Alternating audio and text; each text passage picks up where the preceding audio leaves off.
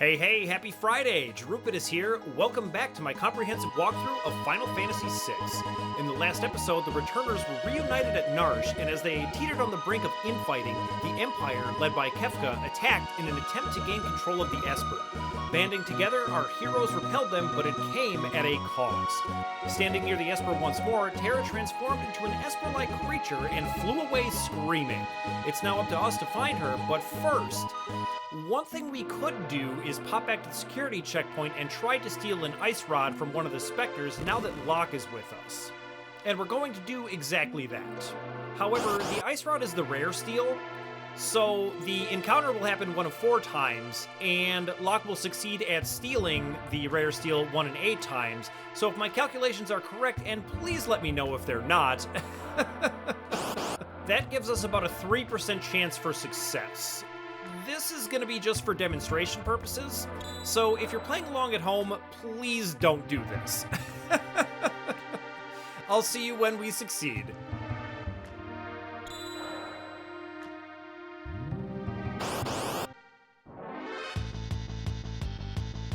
Oh wow, look at this. We got the formation we wanted on the first try. Let's go ahead and steal. And look at that, we got an ice rod on our first try as well. Isn't that amazing?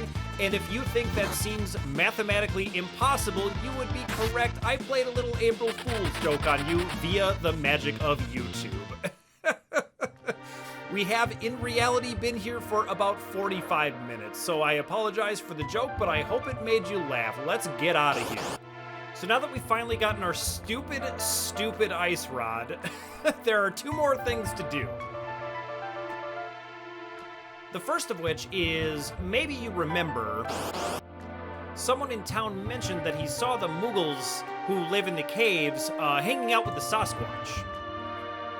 We're just gonna make a little detour here to take a drink from the recovery spring quick. And we can go ahead and get a sneak peek at that right now.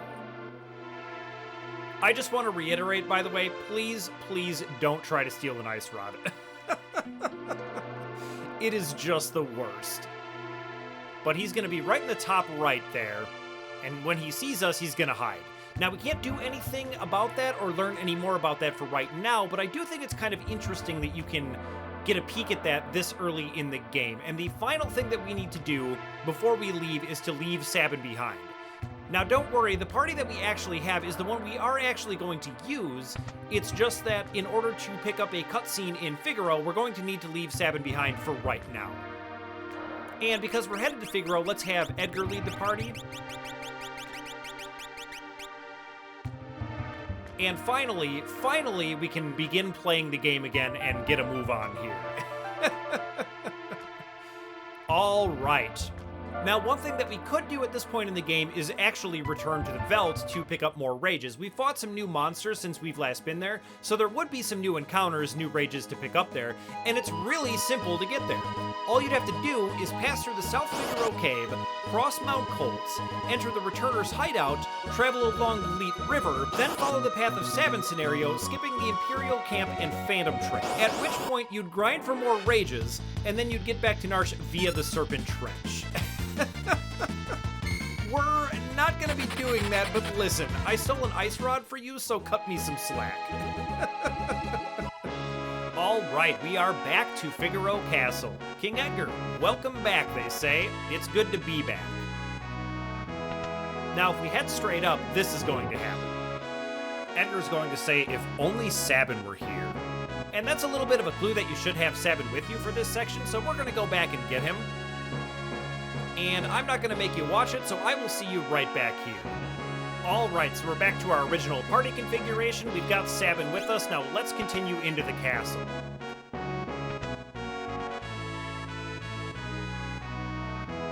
Sabin says, this is like old times. I have to wander around for a while. And off he goes. Now, we have Edgar in the lead for a very good reason. First of all, everyone is talking to him. You know, we're going to his home. And this guy's gonna say, King Edgar, welcome back. We sighted Kefka in the area. And this one's gonna say, King Edgar, welcome back. That girl, wrapped in a fireball, headed off to the west. But the best reason anyway, to have Edgar in the lead is because there are going to be a couple of new things for sale. And the merchant says, I can't take money from the king. Edgar says, look, don't you have a family? Just shut up and take it.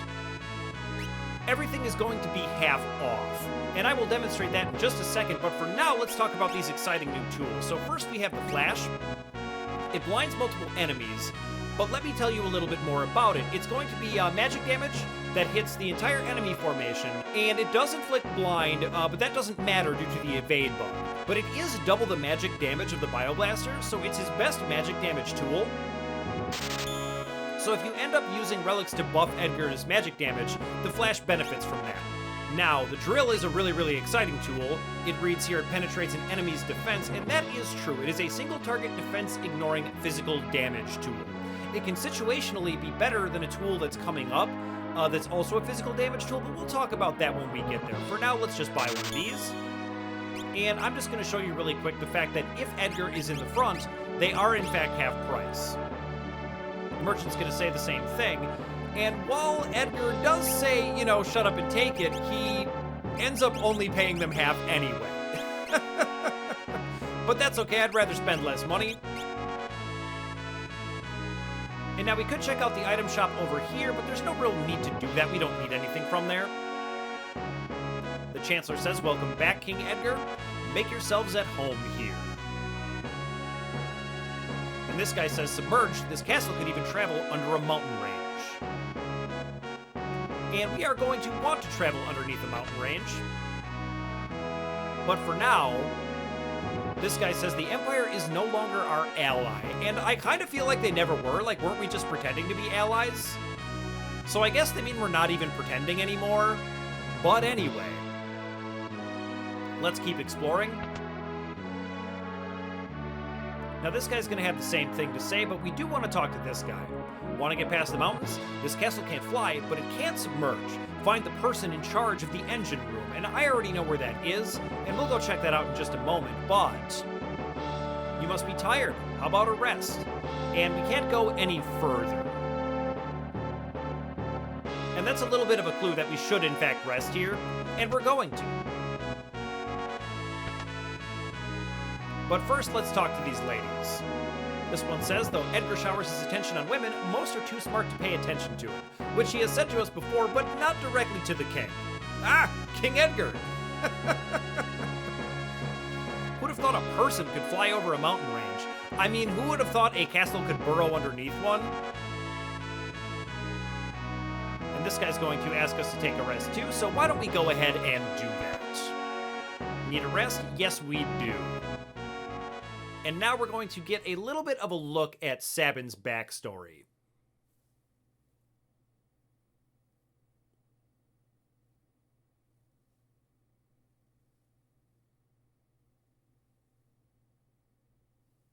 Sabin says, castle hasn't changed much.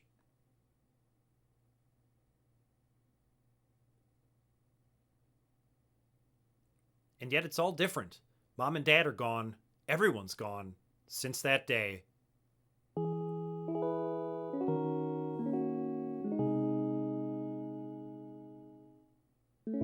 Tonight took a turn for the worse. There's a chance he might. No, you're wrong. This can't be. Matron, the king, he's...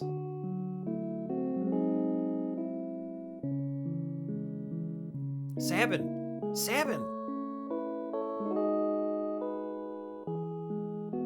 Father, I don't believe this.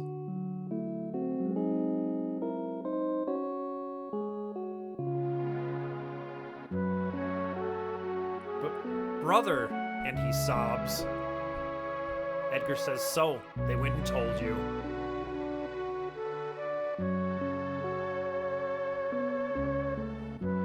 Matron says, Edgar, here you are. Your father. He just uttered his last wish that Figaro be divided between you. Sabin replies, this is nonsense.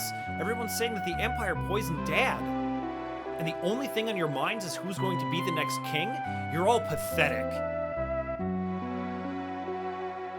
No one cared when Mom passed away either. And the matron says that's not... And Sabin says you were as bad as any of them. And Edgar says Sabin. Sabin says, Empire of murderers, they won't get away with this.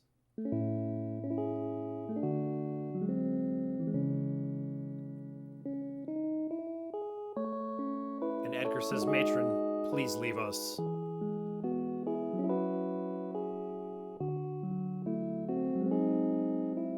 And Sabin says, I'm out of here. I'm forsaking this war-sick realm for my dignity and freedom. You said you were sick of it too, right? And Edgar says, freedom. What'll happen to this realm if we both leave? And what would Dad say? Sabin, let's settle this with a toss of a coin. If it's heads, you win. We'll choose whichever path we want without any regrets, okay? This is for Dad. And he tosses the coin into the air, and I think we all know how it landed.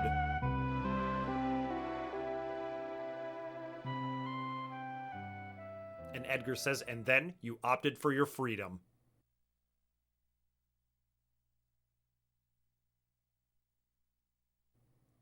It's been 10 years. The little shrimp's grown into a whopping lobster. And Sabin replies, and you're a king crab.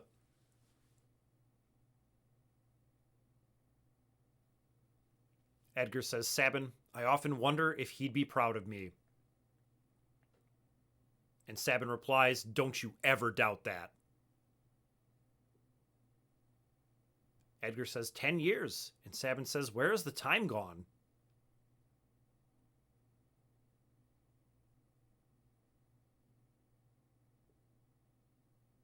And Edgar says, here's to a couple of confused grown-ups. Here's to Dad. And Sabin finishes, to Mom and to Figaro.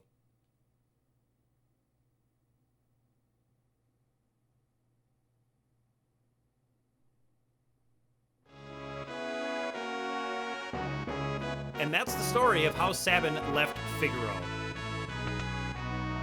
But now that that cutscene has happened, we can explore the castle a little bit further. However, there's not very much to it, but I'm gonna do it anyway. And we'll just finish talking to everyone in here. The little girl says, I want to marry the king. Isn't that cute? The matron says, Sabin, every bit an adult now. I remember that time so vividly. I was so angry. I learned something important on that day.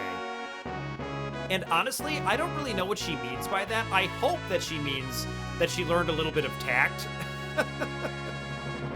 This guy says the Empire has smashed up 3 cities on the southern continent. Just a matter of time till they come up here. And that is a fact. However, they've kind of already been here, like more than once.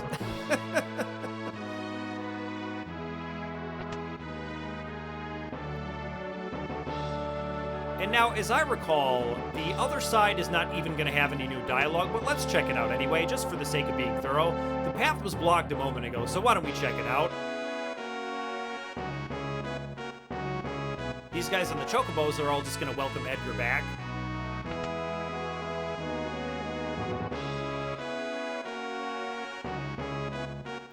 And this guy's going to say weapons and items manufactured here are sent to South Figaro. We already knew that, so we wasted our time.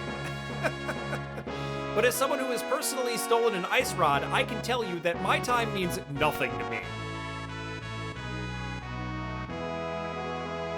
Alright, I do believe we have spoken to everyone that I wanted to talk to, so why don't we go ahead and get a move on by finding the guy in charge of the engine room, who is going to be this guy right down here. And he's going to say, lots of requests this month. If it's your wish, I'll take you beyond the mountains. And we are going to go straight to Kholingen. Let's go. He says, flipping a insanely heavy switch, it would seem.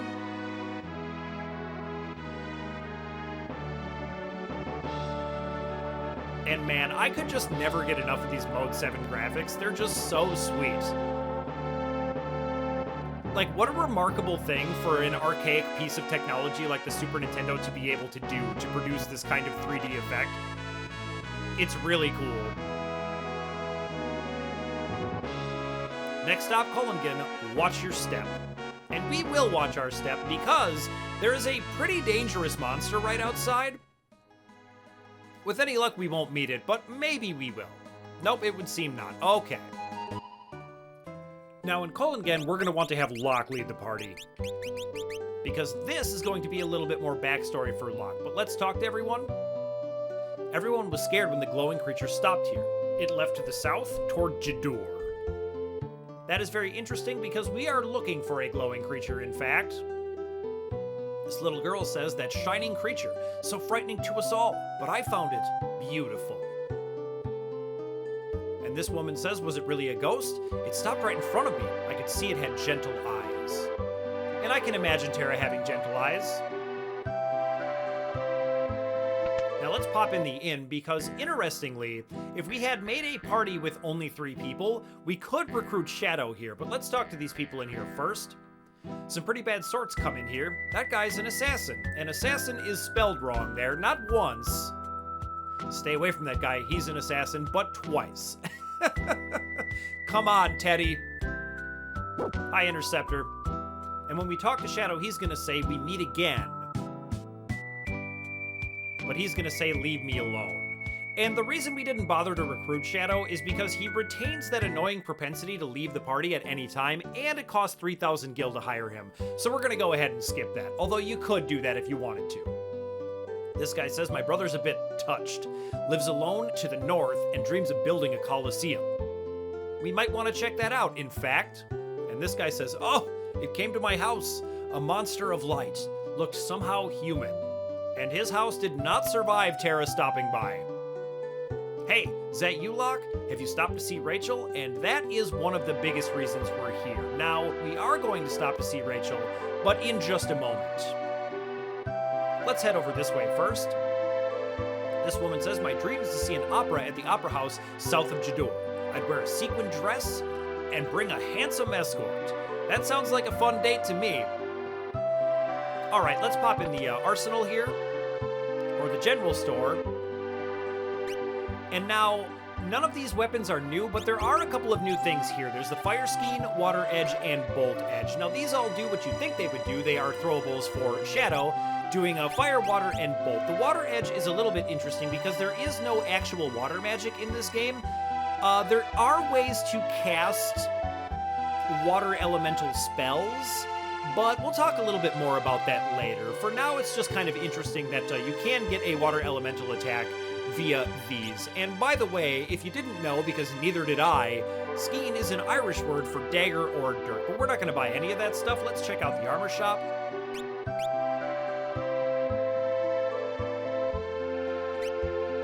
Now, there's nothing new here in particular except for this headband.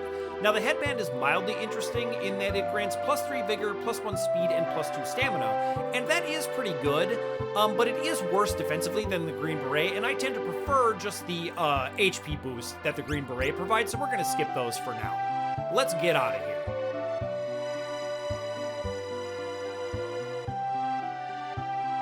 This guy says, best stay away from the house on the eastern edge of town. The old coot there spends his days mixing curious herbs. I heard he keeps ghosts under his house. Now, that's not exactly true, but there definitely is something going on, and we will visit there in just a moment. But for right now, this woman says a girl named Rachel used to live in that house. Now it's deserted. And we're going to go ahead and visit this house right now and get a little bit of Locke's backstory. Locke says, wasn't able to save her when she needed me.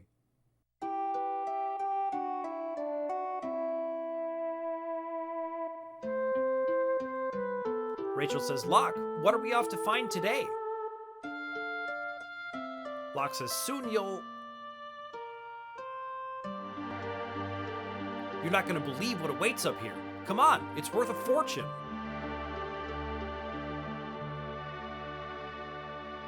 And Rachel says, Locke, look out. And the bridge is about to collapse, but Rachel pushes him out of the way.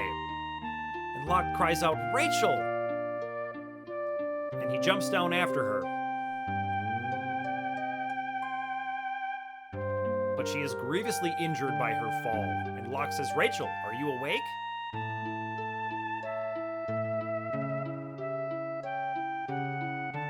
Rachel says, I can't remember anything.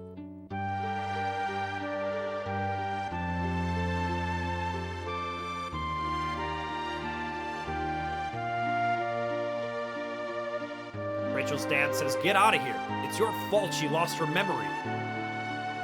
And Locke says, wait a minute. She said yes. We were gonna...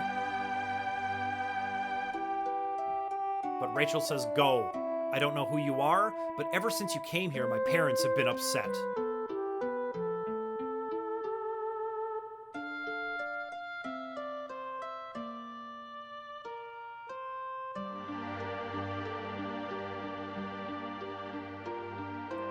You'd best leave Rachel alone. She's gonna have to make a new start of it. Locke, your being here doesn't help.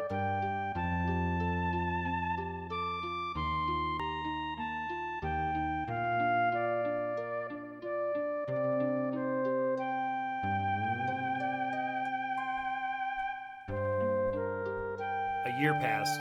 When I returned here, I learned that Rachel had perished in an Imperial attack. Her memory returned just before she passed away. The last thing she uttered was, my name. I should never have left her side.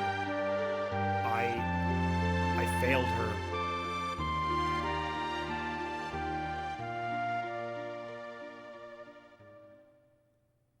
And that is just brutal, but that is why Locke acts the way he does. Now let's grab this elixir in Rachel's clock and get out of here. Rachel's memory returned just before she passed away. She said, if a man named Locke returns, please tell him I love him. Oh, it's just brutal. They really twist the knife on that one. Now it's time to visit the crazy old man's house. But first we're going to go in through the back, because there is a barely visible chest just to our left, and inside is a green beret. We have entirely too many of those, but we're going to grab it nonetheless, and now let's go around the front. And this is going to be where things get a little bit weird, but try and stay with me here. Oh, is that you, Locke? It's been a while. Oh that? Worry not, your treasure's quite safe. Wahaha! And that's right, Rachel is down here. Are we through here? All done? Finished? Wahaha! And the crazy old man has used his herbs, but let's see what's going on here. He says, I used some herbs to put her into suspended animation. She won't age a day. Waha!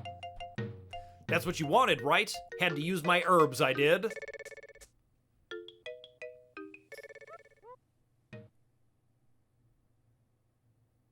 Locke says, Rachel.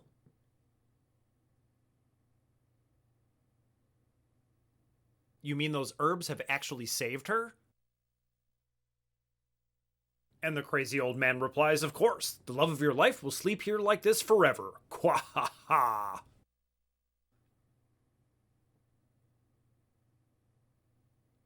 Locke says, what if there was some way to call her back?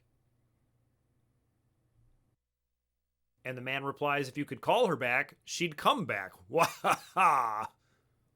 I'm sure you'll find something that'll bring her around.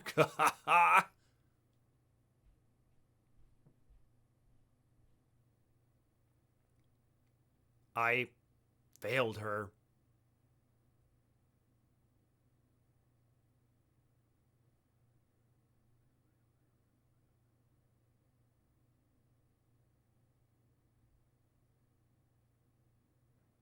And Celeste comes back to take one last look and says, Locke. So it might seem insane that we're keeping Rachel's dead body in a basement, but I like to think of it more as like a metaphor for hanging on to the past and finding some way to right things again. Oh, vultures are new. We can leave this in. Vultures have a common steel of a phoenix down and a rare steel of a potion, but really they're nothing special. They can use Shim Sham to have your HP, but that's not that big of a deal. Anyway, back to Locke. When you put it like he's keeping her dead body in suspended animation in a basement somewhere, it is a little bit weird. That being said, I still really, really like Locke's backstory. I think it's so tragic, and it gives his character such great motivation. It really goes a long way to explaining why he behaves the way he does, although it occurs to me that if you failed at saving someone, is it really a good idea to go around promising basically everyone you meet that you'll protect them? Like, isn't that just setting yourself up to fail some more? But either way, I really like it. I believe Red Fangs are new, so we can leave this in as well. Red Fangs just have a tonic to steal, but they will drop a dried meat 1/8 of the time. Yeah, let's go ahead and just use the flash because it's new. And it does roughly the same amount of damage as the auto crossbow, so there's not really a big difference between them. I do think the auto crossbow is a little bit cooler than basically what amounts to a giant camera flash. But since it's new, we'll definitely want to show it off. Oh wow, we won the dried meat immediately. That's crazy. But an extra healing item never hurt anyone. Now let's check out another crazy solitary person's house.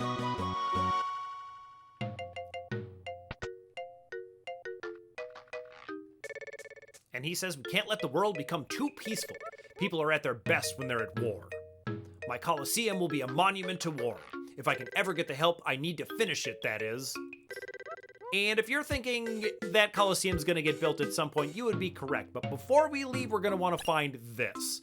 And this would be the Hero Ring. The Hero Ring is an incredible relic. It's a strictly better earrings in that it adds 25% damage to both magic and physical attacks. And it even stacks just like the earrings. So, because now Edgar has a magic and physical damage set of tools, we're gonna go ahead and throw that on him, but we should be using the running shoes on someone, and I think we're gonna give that to Locke because I like having more chances to steal, or at least having steal go first to see whether or not it works. So we'll put those on him, and that leaves the sprint shoes. I like the earrings on Sabin. The thing is Celeste's damage is pretty bad, even with earrings, so we're gonna go ahead and put the sprint shoes on her over the ribbon, although it does seem a little insane to not be using the ribbon. But we don't really need to worry about status ailments all that much. Now, just north of here, there's going to be a Chocobo Forest, so we can just hire a Chocobo from here. Because we have a very, very long way to go to Jerdur, and we're heading that way because we heard Terra went that way. This guy's gonna give us the Chocobo tutorial, but we don't need that. We know how to ride Chocobos. We are experienced Chocobo riders for sure. So Chocobo ride 100 gil, how about it? Absolutely.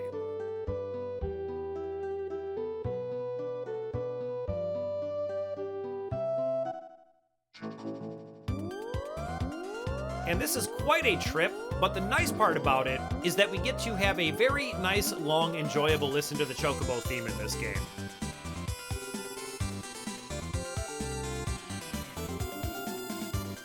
And I like that it's a little bit more down-tempo than the one in Final Fantasy IV. The one in Final Fantasy IV comes off as, like, pretty frantic to me. Not that I don't like it, but I like this one much better.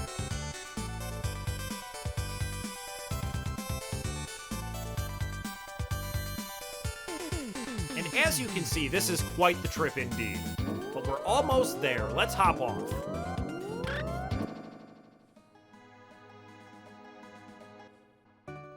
All right, here we are in Jerdur, and we're still on the hunt for Terra. This guy says this is Jerdur, the westernmost town on the world map. It sure is. So the first thing we're gonna do is pop in the armor shop because there is some stuff we're actually interested in buying here, and that would be the white dress. That's gonna be another magic power buffing piece of armor, and we're gonna buy two, despite the fact that I never ended up using Terra's silk robe. But we're gonna buy them for the girls anyway. Oh, and I almost forgot to buy 2 ninja gear. Let's go ahead and do that as well. That's going to grant +2 speed, and that is a very nice stat boost indeed.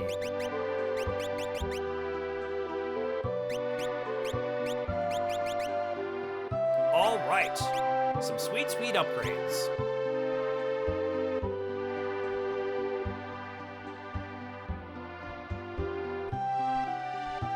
This guy says once in a while, one of the idiots from Zozo will wander down here looking for an easy mark. Watch your wallet. And we will. Now there's nothing new for sale in the item shop, but I might go ahead and buy a Revivify since we don't have any yet. We've got a stock of everything else. except for the echo screen, but yeah, I don't know, let's just grab like 2 of them. Just in case we get zombified somehow. This woman says a girl wrapped in fire sped off to the north into the mountains. And that is interesting news indeed. That gives us some direction.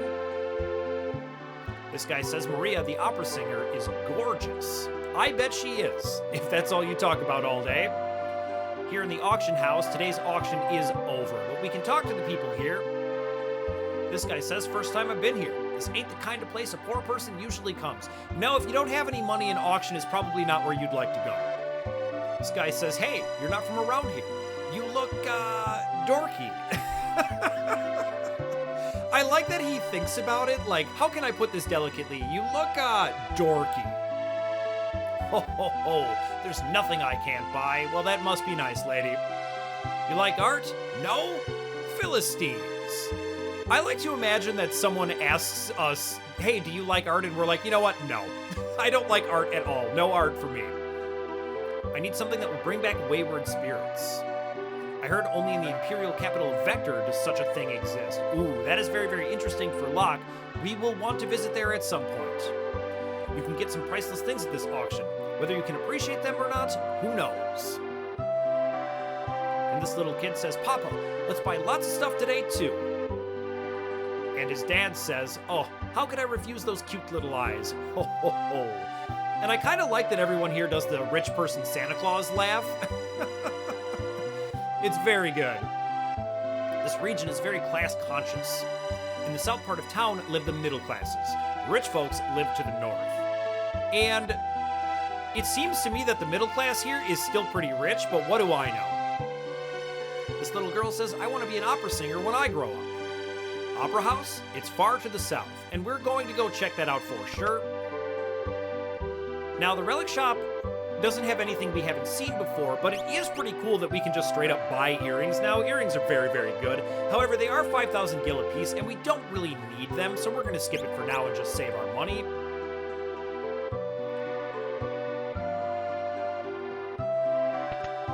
Now, there are a couple of things I want to pick up in the weapon shop. Even though I don't basically ever use the fight command, we're going to buy a forge for Siam, because why not? And a Kaiser for Sabin. We don't really need the Kodachi because we don't have Shadow with us, and once again, there's some Shadow-specific stuff here, just in case he ended up hiring. The developers did actually plan for that, which is pretty cool in my opinion. So we'll go ahead and throw that Kaiser on, because why not? And you know what? Let's go ahead and sell some stuff. We do have, like, a lot of crap on us, right?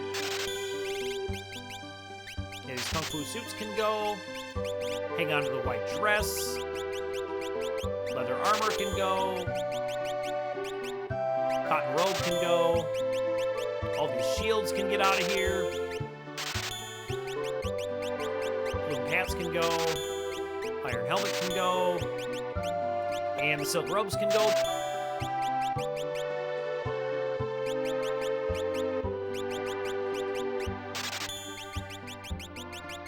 Alright, that should be good. Let's go ahead and get our inventory organized.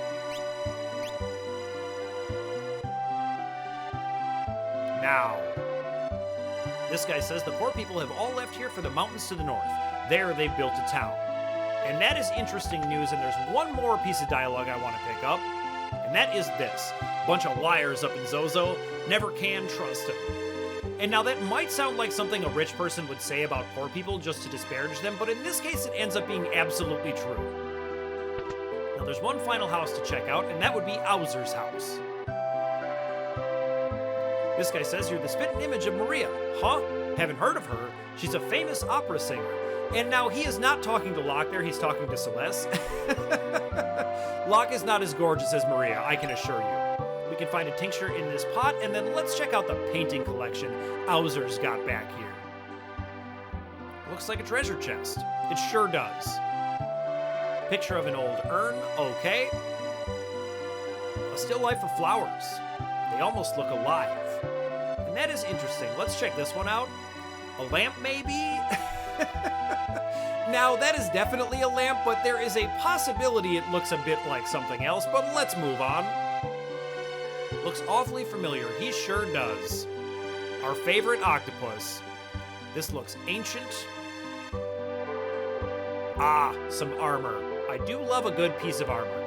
And lastly, a picture of a lovely lady. Now that's all we can do in here for now, so let's get out of here because we have a friend to find.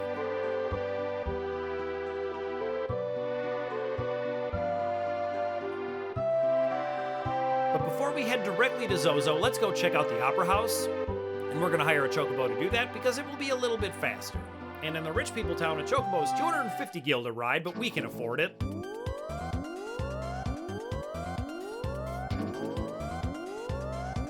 And the Opera House is going to be at the end of this long peninsula here. Now let's check it out. The Opera House is closed. And that's all you can do here. I just really wanted to show that. Like, they mentioned it, and then you come here and you can't even get in. Maybe we're just not rich looking enough. Maybe we're too dorky. Now we gotta hike back all the way to Jerdur. Mine candies are new, so I suppose we can leave this in. And while I don't really want to be grinding, I do want to win these fights just to put a few more encounters on the belt. Now, mine candies have tonic as a common steel and soft as a rare steel, and we just hit the rare steel right there. Wow! I certainly wish that had happened when I was grinding the stupid security checkpoint, but oh well.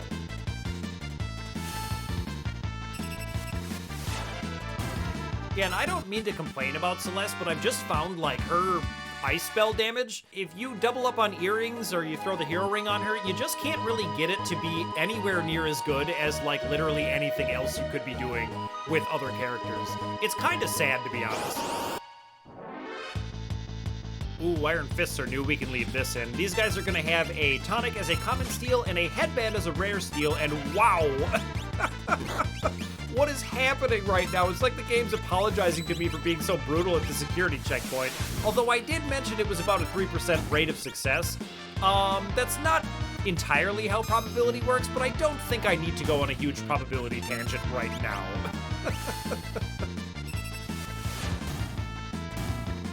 All right, down they go. I will say that the success rate of steel is phenomenal once you have the sneak ring. It makes it much, much less annoying to use. All right, we'll spend another 250 gil, and let's head toward Zozo, because we are hot on Terra's trail.